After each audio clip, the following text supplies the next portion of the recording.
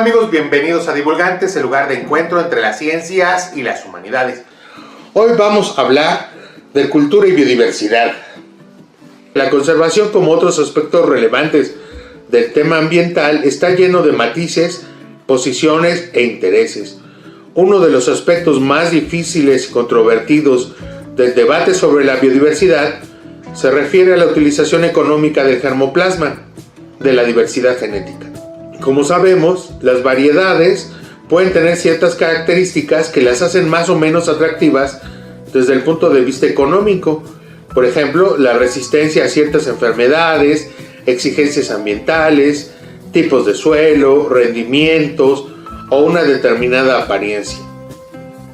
Otro ángulo importantísimo del conflicto de la biodiversidad es que puede ser considerado como bien común o como un objeto susceptible de apropiación privada.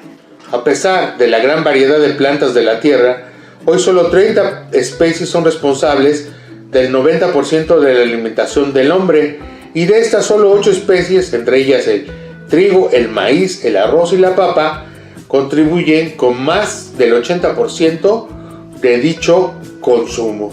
Por lo tanto, la conservación de la diversidad genética de dichas plantas es imprescindible para el futuro de la alimentación humana, y no podemos ponerla en riesgo, por ejemplo, sembrando en sus lugares de origen plantas modificadas genéticamente de estas especies sumamente susceptibles e importantes. El tráfico de germoplasma data desde las exploraciones de Marco Polo.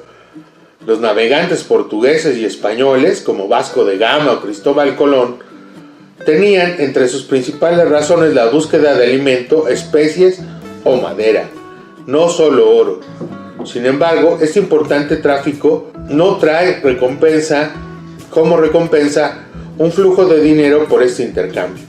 Hoy en día, los centros de gran producción no son las regiones de incidencia natural de las especies. Por ejemplo, en los Estados Unidos de Norteamérica depende un 85% del germoplasma de otras regiones, y en Europa entre 90 y 80% dependen del germoplasma de América Latina y de los países asiáticos. En Madagascar, por ejemplo, existen más de 50 especies de cafés silvestres. Con las variedades de maíz de América Latina, por ejemplo, se pueden crear nuevas variedades. Entonces, el futuro de la alimentación mundial está en manos de los indígenas y campesinos de los países del sur global.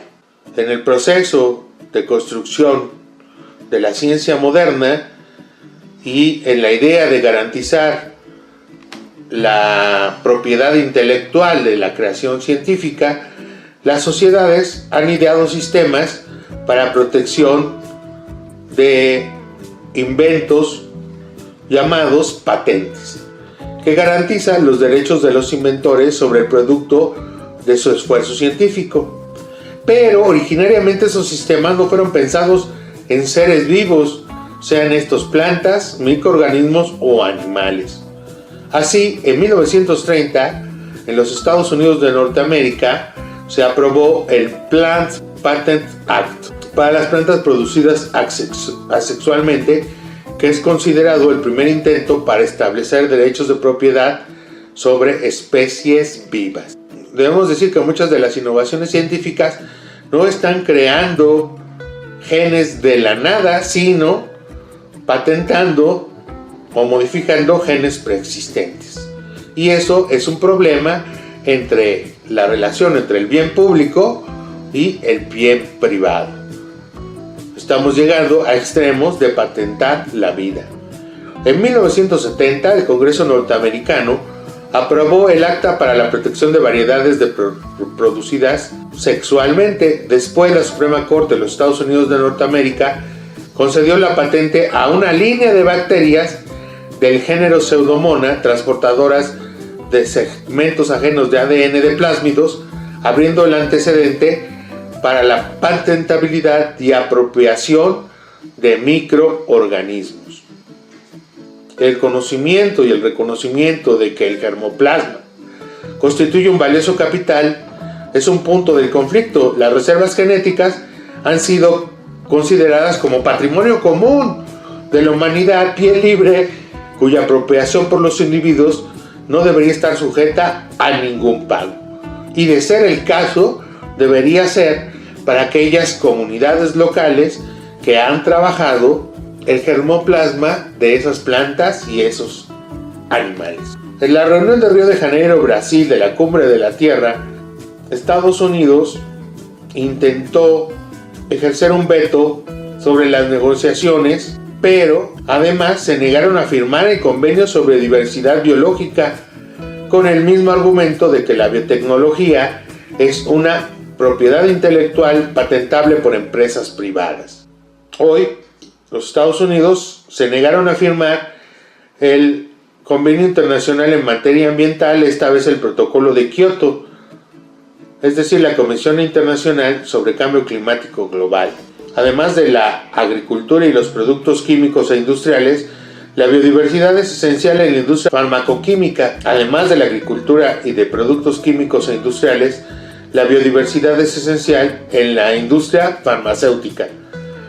De la biodiversidad se obtienen principios activos de anticonceptivos o anticancerígenos, y muchas de las drogas, incluso hoy, contienen o preceden de sustancias naturales. Uno de los más famosos casos de medicinas obtenidas de plantas silvestres es el caso del barbasco mexicano, que fue muy importante en la producción de esteroides antes de su elaboración sintética.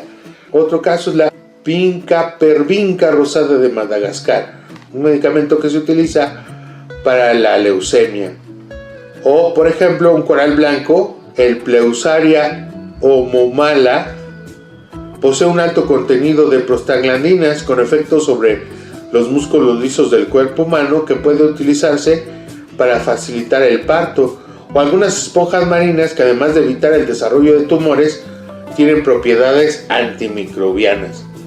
Otro grupo que se utiliza para aliviar enfermedades digestivas o óseas o respiratorias es el de los insectos. La diversidad además provee nuevas materias primas para la industria, fibras, aceites y resinas. Las especies que ahora se consideran maleza sin importancia pueden ser estratégicas para el futuro. Bueno, y eso fue todo por el video de hoy. No te olvides de suscribirte al canal y darle un like si te gustó el video. Hasta luego, amigos.